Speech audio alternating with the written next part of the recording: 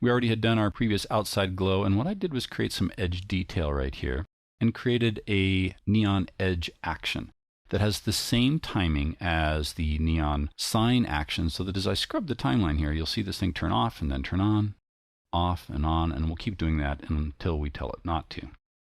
So, a quick render so you can kind of see what this looks like now.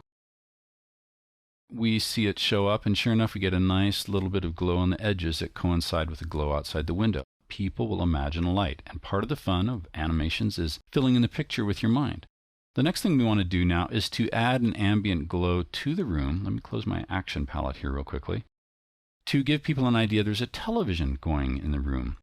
The audio that comes after this will have a little bit of television banter about bank robbers, that type of stuff, which is going to kind of help with the audio component, cement everything together. But I don't want to take up room or space in this animation to show a television. There'll be a cutaway to that, so we see the screen and some newscaster talking.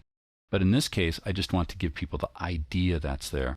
So what I'll do is come up to the very top level here under light glow. It's the top level of the pixel-based stuff in the scene, and we're going to create just kind of a generic shape. Now there's a couple things that I may want to do. One of those specifically is to go ahead and create a layer effect for this chair only that would light up along the edge like a TV was illuminating it. Kind of a sophisticated thing. I'll decide later on if I want to do that. I may do that here, but first I need to create this kind of room glow that goes on over here. So with that said, let's go ahead and create a new layer. Come back to timeline 0, create a new vector layer. Go ahead and grab my freehand tool right here. And let's see, I always like to reset all colors and everything before I get going if possible. Let's go ahead and create a shape that just kind of goes like this and comes up and click. There we go. So it's white and black. Now I want to change this a little bit. So with the shape selected, I can go ahead and turn off the stroke. And for the color, let's just pick this kind of cyan that's going on there. It's about the right color. We need to go ahead and minimize this a little bit. We obviously don't want to see that shape. So let me click on layer 10 here and change this to TV glow.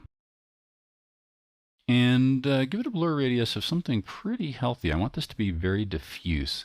Don't want you to even be able to tell there's a shape there. So I'll give a value of something like 150. For opacity, again, this needs to kind of creep in. We'll adjust this over time, I think. But I'll leave it at 30. And then for anything else, let's see.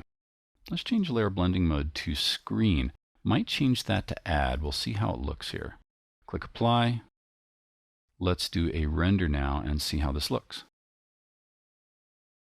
All right, it's washing it out a little bit here. That's good. I may want to make it a little more significant. So to do that, I'll increase the opacity, say to 50. Click apply, and we'll do another test render. There, we're getting a nice kind of blue highlight over here. That's good. This makes me want to add this type of little edge detail right here. So let me go ahead and create a cycling action for the television light there. Choose OK for now. Okay, with that done, I'm going to come to the top level, room build, so that all these actions are available for everything underneath or within this layer are always available when I select this layer. There, we now get a preview. We can kind of see how fuzzy it is right there. Okay, window, actions. Let's go ahead and create a new action. And we'll call this TV flicker. And choose OK. We are in the action mode right now, so I'm going to come down now and choose the TV glow layer and double click on that. I want to make sure that I have allow animated layer effects because this is what we're going to animate to get our flicker going here. We had it set at 50 right there, and what I'm going to do is maybe drag this down to 48. And as I do that, I notice the Allow Animated Layer Effects turns off. Back at 0, let me make sure this is turned on. Click Apply. Always have to double check these things. Come down to 48. Okay. With that done here, now I'm going to go ahead and change this value back down to 30. Choose apply.